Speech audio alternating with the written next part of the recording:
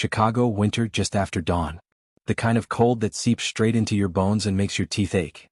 Rachel was already numb from the wind slicing down Canal Street, but when she saw the figure slumped against the wall outside Union Station, she didn't think twice. Her knees hit the pavement before she even realized she'd dropped down. A dark smear of blood glistened on the man's temple, fresh enough to cut through the dirt on his skin. Her gloved hands trembled as she unzipped her medic bag, trembling from the cold, not fear. At least not yet.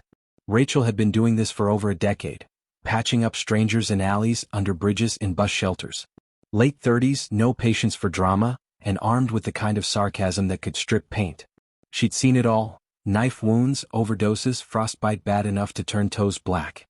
Nothing shocked her anymore, or so she liked to think. Still, mornings like this tested her limits. The wind barreled through the street, carrying the metallic grind of train wheels from the station and the faint hiss of brakes. Somewhere close, a coffee cart was burning its brew to a bitter char, the smell curling into her nose as she snapped open an alcohol wipe. She slid one arm under the man's shoulders, tilting his head toward the light. "Let's see what we've got," she muttered, more to herself than to him. His coat was stiff with grime, his hair tangled into rough clumps. She reached into her own bag for the battered thermos she carried everywhere and pressed it into his cracked hands. Steam swirled from the lid, a faint promise of warmth. He didn't speak, just raised it to his lips in slow, shaky sips. Rachel leaned closer, dabbing at the blood on his temple, careful not to push too hard. As the clotted strands of hair fell away under her fingers, the shape of his face began to emerge. The dirt and bruising gave way to features she hadn't seen in years. Cheekbones, a curve of a jaw, the faint slope of a nose she could have drawn from memory. Her breath caught. For a moment, the wind, the trains, the coffee smell, everything vanished. The cup nearly slipped from her grip. She didn't say anything, didn't even blink. Her expression didn't belong to a medic anymore. It belonged to someone who'd just stepped into a memory she thought she'd buried deep enough to stay gone. She kept her hands moving because stopping would give her away. The man didn't seem to notice, either too cold or too far gone to register the look on her face. Two men loitering nearby in threadbare coats watched with idle curiosity, their breath fogging the air. One leaned on a shopping cart filled with rattling plastic bags. The other kept shifting from foot to foot, as if deciding whether to ask for a cigarette or $1. A CTA cop strolled by, his radio crackling, and gave the scene a quick glance. "Just one of the regular junkies," he muttered in passing, his tone flat with boredom. Rachel didn't bother looking up. She'd learned long ago that people like him saw what they wanted to see and nothing more. She adjusted her grip, steadied his head, and pressed another clean wipe to the wound. Her hands had stopped shaking, not because it was warmer but because she needed them steady now. Inside, her stomach had dropped into a cold pit. She'd patched up strangers with guns in their pockets and meth in their veins, but she'd never patched up someone whose face could still undo her like this. The man's eyes fluttered open for just a second, glassy and unfocused. His lips moved, forming a sound too faint to hear. Rachel leaned in, but he closed them again before a word escaped. She stayed there a moment longer than necessary, feeling the heat from his breath against her cheek, wondering if maybe she'd imagined it all, that this wasn't him, that she'd made some insane connection out of the blur of cold and exhaustion. But she knew better. When she finally sat back on her heels, the train horns wailed from somewhere deep in the station, loud enough to pull her back to the present. The man was still slumped, his head lolling slightly, the steam from the coffee dissipating in the frigid air. She capped her thermos, slid it back into her bag, and looked at him one last time before reaching for a bandage. Her voice was barely above a whisper, meant for no one but herself. "It can't be you." The wind carried the words away before anyone else could hear. Rachel hooked her arm under his and hauled him up with a grunt, his weight a dead pull against her shoulder. The wind cut sideways through the street, needling her cheeks until they burned. She dragged him toward the shelter of an overhang by the station entrance, boots slipping on a crust of frozen slush. The concrete there blocked the worst of the gusts, though the cold still pushed at them like an impatient hand. She crouched again, wiping at the blood until the skin beneath looked less like a smear of shadow and more like the man she wished she hadn't recognized. She tried to catch his gaze, leaning close so her voice wouldn't get lost in the noise. "Can you hear me?" No answer. His eyes were half open but clouded, as if whatever was left of him was far away and not in a hurry to come back. She tapped his cheek lightly, the way she'd done with dozens of others, but the only response was a sluggish blink. It was like trying to talk to someone underwater.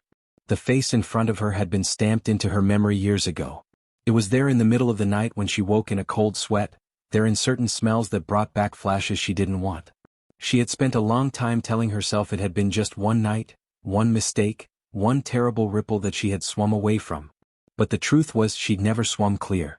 She'd just learned to hold her breath longer. A low diesel rumble announced the medic van before it came into view, headlights cutting through the steam that rose from a street vent. Tom hopped out first, his heavy jacket zipped up to his chin, the same coffee stain still marking the front from 2 days ago. "That our guy?" he called, voice muffled by the scarf wound around his face. She didn't answer, just nodded and motioned for him to grab the other arm. Together they got the man upright, his head lolling to the side, his breath a faint cloud in the frigid air. Inside the van, the heater blasted a dry wave of warmth that smelled faintly of antiseptic and old vinyl seats. Rachel strapped him onto the bench, her hands moving automatically, muscle memory from years of the same motions. She reached for a blanket, tucking it over his knees. That was when she noticed his hands. They were chapped, skin cracked from cold, but on the back of his left one ran a pale, jagged line of scar tissue. She knew that scar. She'd seen it years ago, up close, in a moment when everything had gone to hell. Tom glanced over from the driver's seat as she adjusted the blanket. "You know this guy or something? You're looking at him like you do." Rachel kept her face neutral, her voice flat. "Nope. Just another street pickup." She made sure her eyes didn't linger too long, though she could feel the weight of the truth pressing in on her chest. The man shifted under the blanket, his head rolling slightly toward her.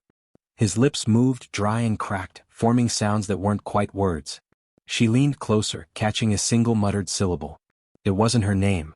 It was something else, a word she hadn't heard in years, one that made her pulse thump harder in her ears. She sat back quickly, pulling the blanket higher as if that would smother whatever was trying to crawl up from the past. Tom tapped the steering wheel with 2 fingers. "You want me to drop him at the shelter on 27th? We're short on beds at the clinic." Rachel didn't hesitate, didn't even look at him. "No.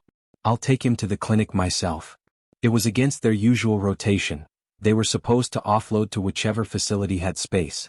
But this wasn't a usual case, and she wasn't going to let him vanish into a shelter where no one asked questions. She reached for the clipboard, scribbling down the basic intake notes, her handwriting tighter than usual. Tom gave her a sideways glance in the rearview but didn't push. The van rolled forward, the city sliding by outside in gray streaks of winter light. Rachel kept her gaze fixed on the man slumped across from her, the lines of his face hidden again under the shadow of his hood, the scar still visible against the dim interior. She wasn't ready to say his name out loud, not to Tom, not to anyone, but the echo of it was already loud enough in her head. The clinic's automatic doors whooshed open, letting in a blast of icy air before sealing shut behind them. Rachel had already made up her mind before they even crossed the threshold. This intake was hers, no one else's. She didn't care about protocol or the fact that the place was busy enough to have 3 patients waiting in the hall. She signed him in under John Doe, jotted down the bare minimum and waved off the receptionist who tried to take over. Her tone made it clear, she wasn't sharing this one. The triage nurse raised an eyebrow when she saw Rachel escorting the man directly to an exam room, but Rachel didn't slow down. Once inside, she guided him onto the paper-covered table. He slumped sideways, eyes closed, breathing slow but steady. The attending physician, Dr. Patel, came in a few minutes later, scanning the chart. "Malnourished, dehydrated, mild concussion," he said after a quick exam. "No ID, no personal items worth noting. We'll run fluids, keep him for observation." Patel gave her a curious look. "You've got a soft spot for this one?" She shrugged. "He was freezing to death outside Union Station. That's all." It was a lie that rolled off her tongue too easily. While Patel stepped out to order the fluids, Rachel crouched by the small pile of belongings that had come with him. A battered coat, 2 shirts layered together, jeans stiff from grime, and a pair of sneakers that had seen better decades. She started cleaning them out, more from habit than necessity. Her gloved fingers brushed against something in the inside pocket of the coat. She pulled it free, a folded photograph, edges frayed and damp from melted snow. She opened it carefully, and her breath snagged in her chest. The image was warped and water-stained, but there was no mistaking it. It was her. Younger, maybe mid-20s, hair lighter and longer, caught mid-laugh with the sun hitting her face. An arm was looped casually around her shoulders, but the man's face was turned away from the camera, hidden. Her stomach flipped as a flash of memory hit. A backyard in summer, the smell of grilled burgers, music playing low from a tinny speaker, her younger self tilting her head back in carefree laughter. And then the memory slammed shut like someone had slammed a door on it. She slipped the photo into her own pocket before anyone else could see. When she straightened up, Tom was standing in the doorway with a paper cup of coffee. His eyes narrowed just slightly. "You look like you found something," he said, his voice casual but with that edge he got when he was reading between the lines. Rachel forced a small smile. "Just junk. Nothing worth keeping." He didn't look convinced, but he didn't press. The man stirred on the table, his eyelids fluttering. Rachel stepped closer, her heart rate ticking up. When his eyes opened fully, they weren't as clouded as before. He focused on her face, slow recognition spreading across his features. And then, God help her, he smiled. It wasn't wide or mocking. It was faint, almost knowing, like he'd been expecting her all along. He licked his cracked lips, swallowed, and whispered something. Just 4 words. To anyone else it would have been meaningless. But to her, it was a direct hit, dragging up something she'd shoved deep enough to think it would never surface. The words weren't an apology. They weren't even a question. They were a reminder, one she didn't want, especially not here with other ears nearby. Her chest felt tight. She glanced toward the door, half expecting Tom or Patel to walk in at the wrong moment. This was bad. If he started talking, really talking, things she'd kept buried could come out in ways she couldn't control. She forced a light laugh she didn't feel, told him to rest, and stepped back. On the surface, it looked like she was following standard procedure, letting the patient recover. In reality, she was already working out how to move him before the wrong person asked the wrong question.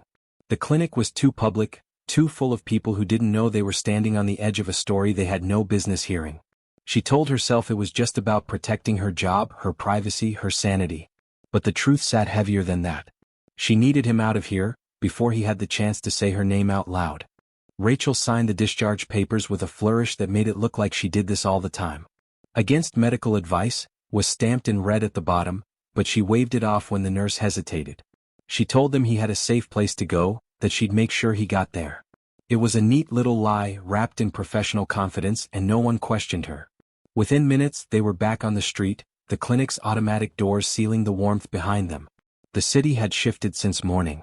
Night draped itself over the skyline, lights flickering on in the high-rises, neon signs buzzing against the dark. Steam rose in thick ribbons from the vents along the sidewalks, swirling in the glare of traffic lights. Somewhere nearby, the tangy smell of pizza clashed with the sour reek of garbage bags stacked in an alley. Rachel kept her pace steady, hands in her pockets, her breath puffing white in the cold air. He walked beside her, slower, shoulders hunched under the weight of his coat, hood pulled low. For the first few blocks, neither of them spoke. The sounds of the city filled the silence. Car horns, muffled music from a bar, the rhythmic clatter of the elevated train above. Then, without looking at her, he started talking. At first it was just fragments. Sleeping under bridges. Picking up day labor jobs until his body gave out. Losing his ID after a mugging, which meant no shelters, no benefits, no official existence. He spoke in uneven bursts, pausing between them as if gauging whether she was actually listening or just letting the words drift away into the noise. Rachel didn't ask questions. She let him fill the air, her eyes on the shifting colors of the street ahead. The more he spoke, the more the story tangled itself. A chain of bad luck and worse choices, each link dragging him deeper. A busted knee from a warehouse accident that never healed right. A stolen backpack with the last of his money. Friends who faded out when he stopped being useful. He wasn't asking for pity, he never once asked for help. But there was something in the way he kept glancing sideways at her, like each sentence was a test. Would she flinch? Would she turn away? Would she walk off and leave him to finish the night alone? They turned down a narrower street, the kind that still held onto puddles of rain from days ago, reflecting the glow of shop windows. He slowed as if bracing himself, then said, "You remember the night your brother died?" The words hit her like a slap, freezing her mid-step. Her head turned sharply, eyes locking on his shadowed face. He kept talking, voice low and flat, not even watching her reaction. "I was there. More than there. I was driving." Her brain stalled. All the ambient city noise dulled, like someone had stuffed cotton in her ears. She was back in that night, hearing the knock on her door, seeing the officer's face, the way her mother's voice broke. She had spent years believing the driver had vanished into the dark, some nameless, faceless coward who never faced her family. And now here he was, walking beside her, his confession hanging between them in the freezing air. Rachel stood still in the middle of the sidewalk. The crowd moved around her, some glancing her way, most not. A couple brushed past, muttering under their breath about blocking the path. She didn't notice. Her mind was a carousel of options. Call the cops, get it over with, hand him to the system. Walk away, leave him to rot out here, never give him another second of her time. Or, I'll listen. Listen and risk finding something she didn't want, maybe some part of the truth she'd avoided all these years. He finally stopped a few feet ahead, turning to face her, his expression unreadable under the streetlight. There was no plea in his eyes, no apology worth calling one. Just a quiet waiting, as if her decision was the only thing left that mattered. Rachel felt the cold seeping through her boots, biting at her ankles. She thought about her brother, about the picture in her pocket, about the years she'd spent keeping certain doors locked in her head. Without a word, she started walking again, stepping past him, her eyes fixed on the end of the block. She didn't speed up, didn't slow down. Behind her, she could feel his confusion like static in the air, but he didn't follow right away. And she didn't look back. The morning light in her apartment was the kind that didn't so much brighten a room as expose it. It slid in through half-open blinds, cutting across the stack of unopened mail on the counter, the empty coffee mug by the sink, and the photo lying on her table.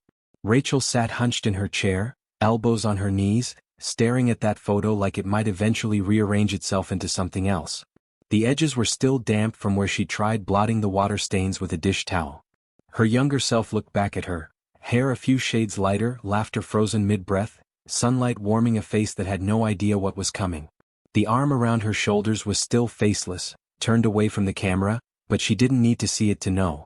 She'd known the second she pulled it from his coat. She traced the creases in the paper with one finger, remembering the smell of smoke and grilled burgers from that summer day. She could still hear the way music bled from a battered radio in the corner of the yard. Back then, the man in that picture wasn't a ghost she stumbled over in the cold. He was just someone who knew how to make her laugh. Then everything had gone sideways, and his name had become one she didn't say out loud anymore. The clock on the wall ticked toward 9. Rachel pushed back from the table, grabbed her coat, and slid the photo into her pocket. She didn't rehearse what she was going to say. She didn't even know if she'd speak at all.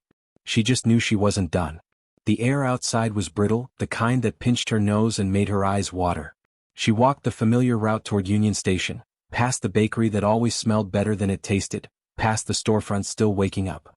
When she turned the corner, she saw him exactly where she'd found him the morning before, sitting on an old plastic crate near the wall, a paper cup of cheap coffee cradled in both hands.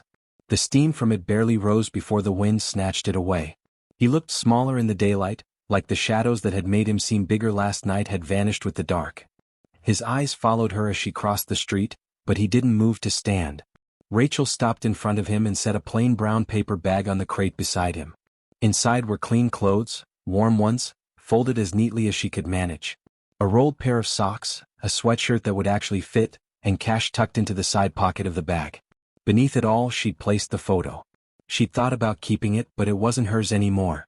Maybe it never had been. He reached for the bag slowly, his fingers brushing the folded top. "Rachel?"